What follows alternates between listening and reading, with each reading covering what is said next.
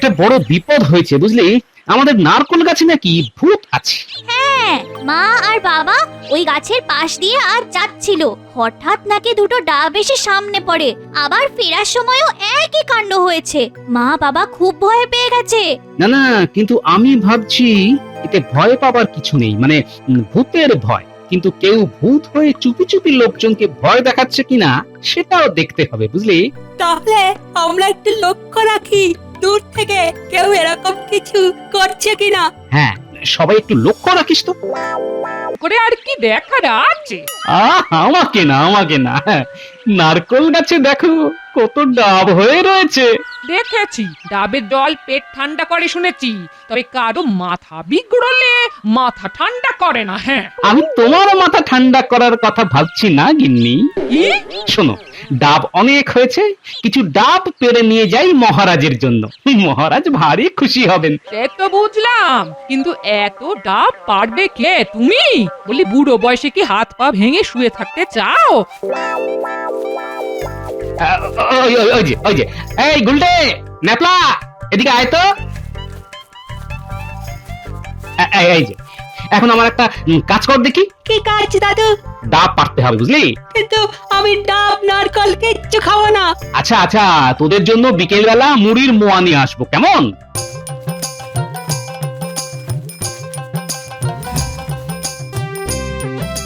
এটা নিয়ে এলাম গো। এরে বাবা, এই দাদি কি করতে এসেছো? এনে এনে ধর। ও, আমি ভাবলাম বুঝি। মলোজা, যত সব আজগুবি চিন্তা মাথায়, সাধে কি বলি মাথা বিগড়েছে। বাবা বাবা, দেখেছো গিন্নি কিরকম হনুমানের মতন উঠে গেল।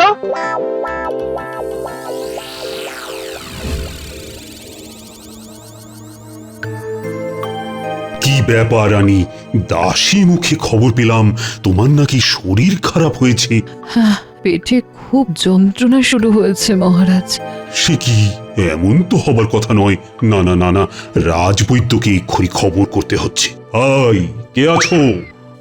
এক্ষুনি রাজবৈদ্যকে খবর দাও, বলো এক্ষুনি রানীমার অন্দরমহলে চলে আসতে। রানীমার শরীর ভালো নেই। আজ্ঞে মহারাজ।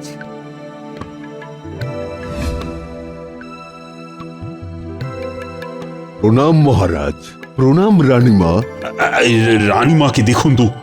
কি হয়েছে রানীমা? আপনাকে বেশ দুর্বলও দেখছি।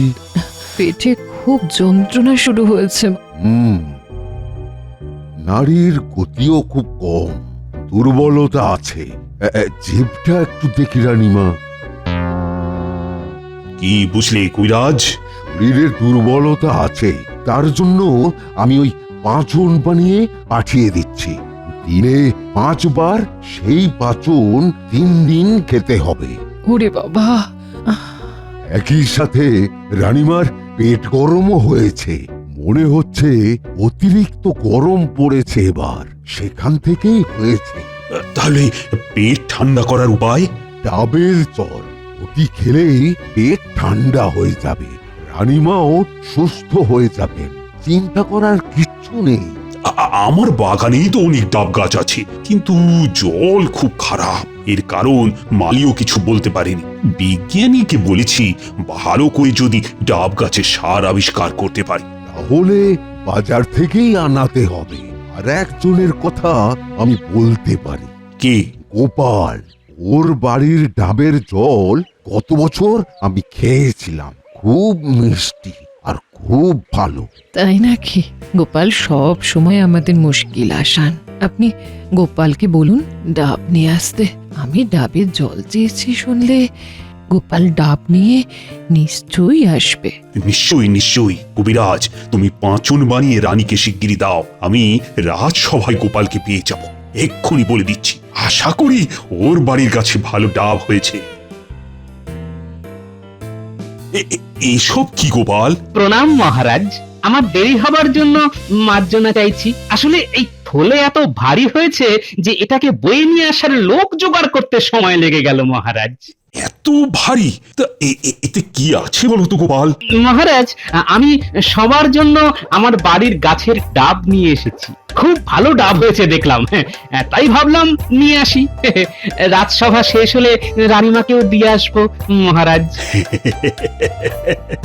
গোপাল, গোপাল, তুমি আমার যে কি উপকার করলে আমি বোঝাতে পারবো না তোমাকে। কি হয়েছে মহারাজ? শোনো শোনো গোপাল, রানীর খুব শরীর খারাপ, তা বৈদ্য রানীকে ডাবের জল খেতে বলেছে। এও বলেছে তোমার বাড়ির ডাবের জল খুব মিষ্টি, রানীর নিশ্চয়ই পছন্দ হবে। রানীর এখন খুব প্রয়োজন ডাবের জল খাওয়া। সে কি মহারাজ, তাহলে তো আর বিলম্বের কোনো প্রশ্নই ওঠে না মহারাজ। চলুন চলুন, এক্ষুনি রানীমার কক্ষে চলুন। হ্যাঁ হ্যাঁ হ্যাঁ, সেটাই দরকার। তা তোমার গাছে আরো ডাব আছে তো? বিলক্ষণ মহারাজ, অনেক ডাব হয়েছে। বেশ বেশ বেশ, শোনো, আজকের মতো রাজসভা এখানেই শেষ। আবার গোপাল মুশকিল আসান, না, শুধু ডাবের জল খাইয়ে মহারাজ আর রানীমার আরো প্রিয় হয়ে ওঠা আমি কিছুতেই হতে দেব না গোপাল।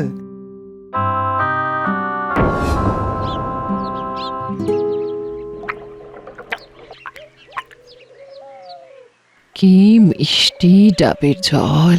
তুমি আমার বড় উপকার করলে গোপাল। আমার শরীর এখন অনেকটাই সুস্থ লাগছে। বলো গোপাল, তুমি কি চাও? কি বলছেন রানীমা, বাড়ির গাছের ডাবের জল মিষ্টি, এটা হলো আমার সৌভাগ্য রানীমা।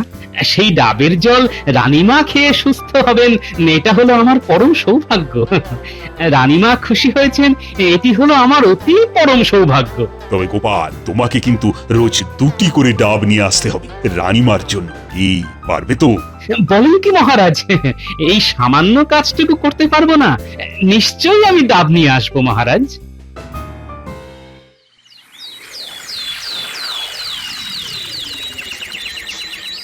গোপাল, তোমার কাছে আমি বিশেষভাবে কৃতজ্ঞ।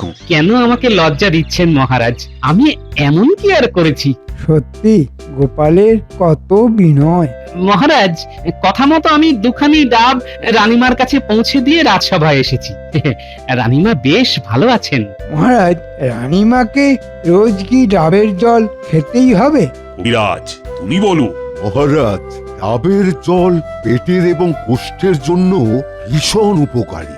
তাই রানীমা রোজ যদি কিছুদিন ওই ডাবের জল খেয়ে যেতে পারে, তাহলে রানীমার খুব উপকার হয়।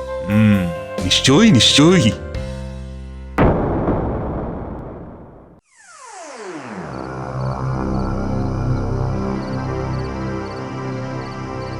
আপনি বলুন মন্ত্রীমশাই, কি করতে হবে? এক লাহমাই করে ফেলবো, শুধু আপনি আমাদের দিকটা একটু দেখবেন। ওদের চিন্তা করতে হবে না, শুধু আমার কাজটা করে দিলেই হলো। বলুন তো, ওই গাছটা কেটে উড়িয়ে দিচ্ছি। চুপ কর গাধা। গাছ কেটে ফেললে সবাই সন্দেহ করবে, এমনকি জেনেও যেতে পারে যে কারা গাছ কেটেছে, কেন কেটেছে। তাহলে এটা খুব মজার কাজ, কিন্তু সোজা কাজ নয় মোটেই। মজার কাজ? দেখুন মন্ত্রীমশাই, কাজ হয়ে গেলে তারপর আপনি ওই আমাদেরকে নিয়ে মজা করবেন না তো? কি যে বলছিস না বলতে বল, এই কাজ করে তোরা মজা পাবি। শোন, ওই আম গাছটা দেখেছিস? হ্যাঁ। ওই গাছে উঠে ঘাপটি মেরে বসে থাকবি, আর দেখিস কেউ যেন দেখতে না পায়। তারপর কি করতে হবে? কোনো লোকজন এদিকে এই ডাব গাছের সামনে এলেই আম গাছ থেকে ওই ডাব গাছে গুলতে ছুঁড়ে ডাব ফেলতে হবে, তাহলে লোকজন ভূতের ভয় পেয়ে যাবে। এই কাজ এ তো আমরা কত করেছি। আমার হাতের নিশানায় একটা ডাবও বাদ যায় না।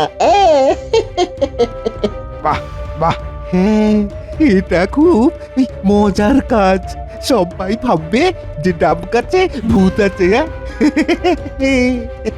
তাহলে কাল সকাল থেকে এই কাজে লেগে পড়। শুধু একটা কথা লক্ষ্য রাখবি, গোপাল বা ওর কোনো নাতি পুতিদের সঙ্গে এটা করবি না, তাহলে কিন্তু ওরা বুঝে যাবে। বুঝতে পারলে? হ্যাঁ, খুব বুঝেছি। তোদের সাথে পরে দেখা হবে, এখন কাজে লেগে পড়।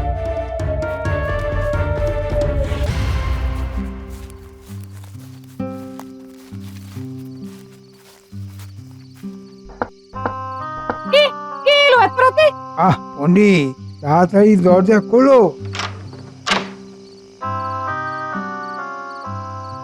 কি ব্যাপার মন্ত্রীমশাই, এত রাতে?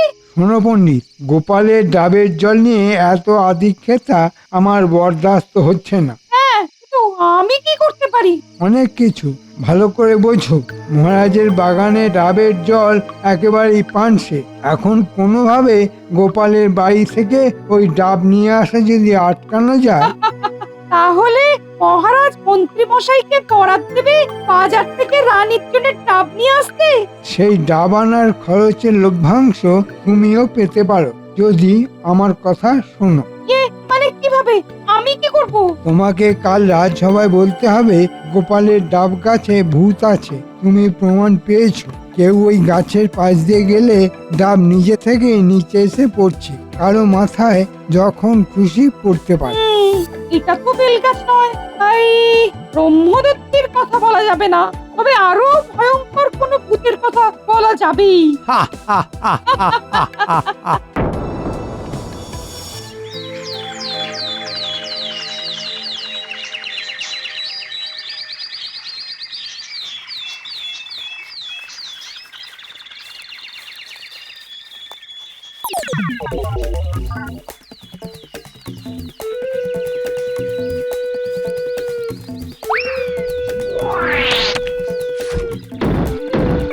রে বাবা, খুব জোর বেঁচে গেছি, আর একটু হলেই তো মাথায় পড়তো। চল যাওয়া যাক।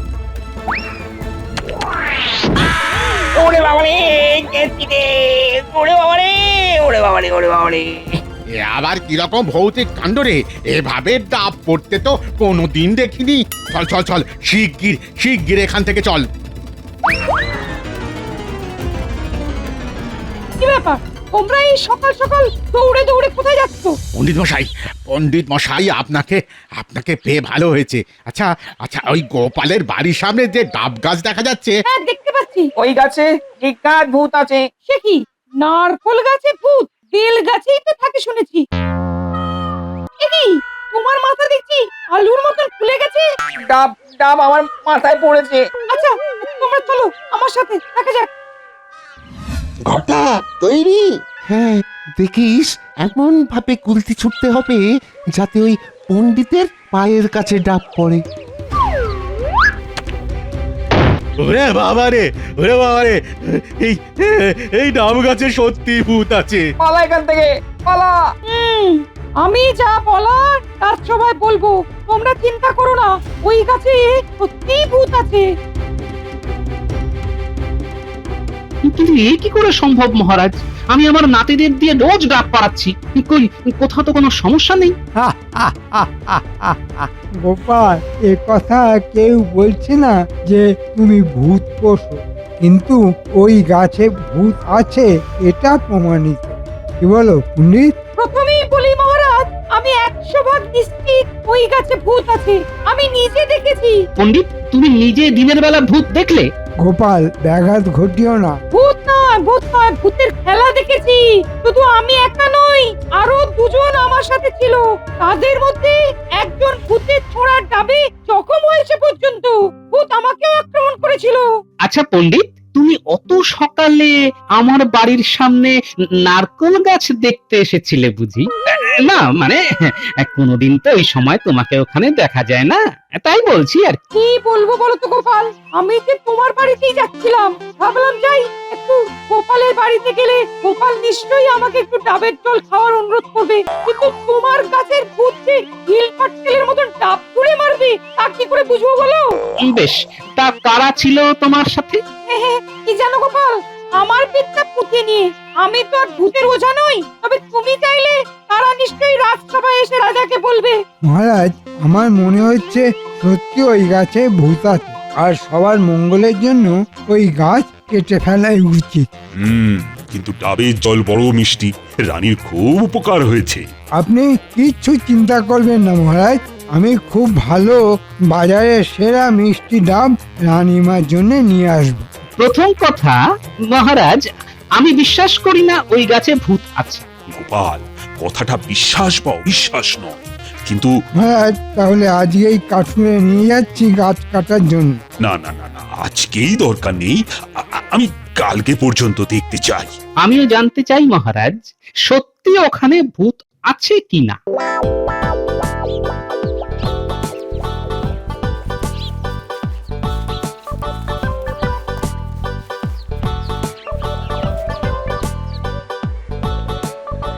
কি জানি এরকম কেন ঘুরছে? এখন তো কিছু হচ্ছে না। মনে হচ্ছে ভূতের কোনো উদ্দেশ্য আছে আমার গাছটিকে নষ্ট করা। নজর রাখতে হবে। এসে গেছি সব। এই নে মুরগির মোয়া।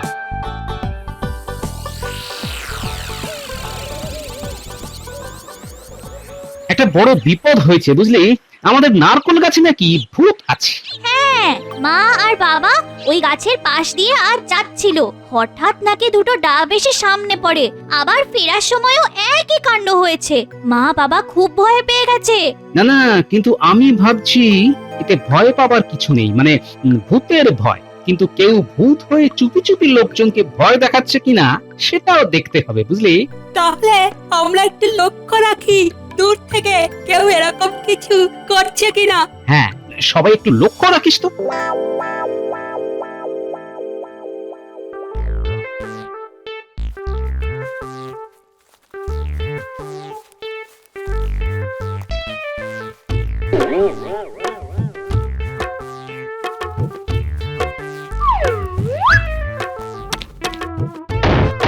ওরে হাবুল হাবুল, ভাগ ভাগ ভাগ। ওরে এই গাছে ভূত আছে রে, সত্যি ভূত আছে। ঠিক বলেছিস, আজকাল মহারাজের কাছে যেতে হবে। আরে বাবা, বাবা।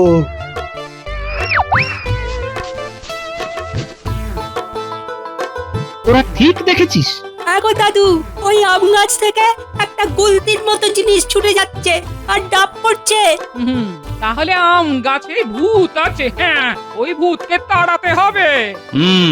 তোরা এক কাজ কর বুঝলি, অনেক ডাবের খোলা পাথর যা যা আছে সব জড়ো কর, আমি আসছি।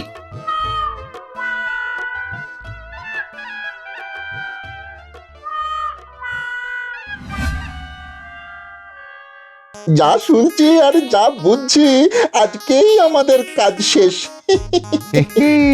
আর মন্ত্রী মশাই আমাদেরকে অনেক মোহর বকশিস দেবে বলেছে। কাজ করছি বটে, কিন্তু মন্ত্রীর কথায় কোনো বিশ্বাস নেই বুঝলি, যতক্ষণ হাতে করে না দিচ্ছে। এই রে, এ কি? এই ডাব পাথর আমাদের দিকে উড়ে আসছে। ঘটা পরিবারে গেছি রে। বাঁচাও, বাপ রে বাপ। বাঁচাও, বাঁচাও, বাপ রে বাঁচাও।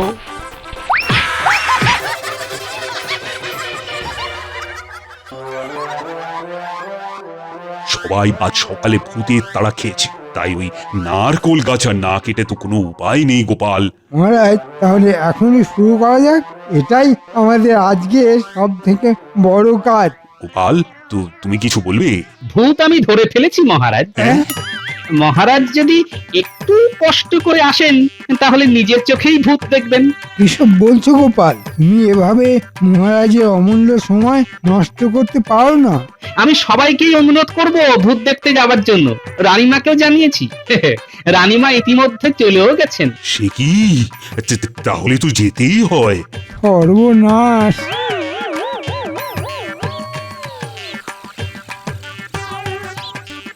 মহারাজ, এই হলো আপনার ভূত। ভূতেদের নাম বটা আর ঘটা। এই আম গাছে লুকিয়ে গুলতি ছুঁড়ে ডাব ফেলে লোকজনকে ভয় দেখানোই ওদের কাজ ছিল। ওদের কারসাজি আমার এই নাতি নাতনিরা ধরে ফেলেছে। কেন কেন তোরা এরকম করছিলিস? মহারাজ, এদেরকে জিজ্ঞাসা করুন কে ওদের এমন করতে বলেছিল। আমাদের মাফ করে দিন মহারাজ, আর কখনো এরকম করব না। এই মন্ত্রী মশাই আমাদের লোভ দেখিয়ে এরকম করতে বলেছিল, যাতে এই গোপাল দাদার এই কাজ কাটা পড়ে। মন্ত্রী, তুমি এরকম বলেছো কেন? না মহারাজ, আমি এরকম বলতে যাব কেন? এই পণ্ডিত বলছিল ওই গাছে ভূত আছে। মন্ত্রী মশাই, আপনি আমাকে কেন জ্বালাচ্ছেন এর মধ্যে? হ্যাঁ মহারাজ, আমি ভুল করেছি। এই মন্ত্রী আমাকে বলেছিল, আমিও লোভের মোহে পড়েছিলাম। পণ্ডিত তুমি? আসলে মন্ত্রী সহ্য হচ্ছিল না যে গোপালের আনা ডাবের জল খেয়ে আপনি সুস্থ হয়েছেন। মন্ত্রী ভেবেছিল ওই গাছ কাটা হলে বাজার থেকে ডাব নিয়ে আসবে আপনার জন্য, হাতে সে কিছু কামাবে। পণ্ডিত, তুমি এখান থেকে চলে যাও। 7 দিন তুমি এই রাজসভায় আসবে না, এটাই তোমার শাস্তি। আজ্ঞে মহারাজ। সমস্ত মিথ্যে কথা, সব গোপালের ষড়যন্ত্র। তাই নাকি মন্ত্রী? তা তুমি কবে থেকে মহান হলে? এখন তোমার কি শাস্তি হয় সেটাই আমি ভাবছি। মহারাজ, মন্ত্রী মশাই যখন সবাইকে ভূতের ভয় দেখিয়েছে, তখন তাকেই ভূত বানালে কেমন হয়? ঠিক বলেছ গোপাল। আমার কাছে চুনও আছে আর আলকাতরাও আছে। শুভস্য শীঘ্রম নিয়ে আসা হোক। মহারাজ, এসব কি? তোমার পাপের শাস্তি মন্ত্রী। এই ডাব গাছের সামনে আগামী 1 পক্ষ তোমাকে সারা দিন ভূত সেজে দাঁড়িয়ে থাকতে হবে। ওরে বাবা, ওরে বাবা, মহারাজ, মহারাজ আমাকে ক্ষমা করে দিন, আমাকে ক্ষমা করে দিন। ক্ষমা তো করিয়েছি, না হলে তো গারদে পুরে রাখতাম। এই তো এসে গেছে। এই যে ছোটরা, তোমরা দারুণ কাজ করছো। এখন মন্ত্রীকে ভূত সাজাও দেখি।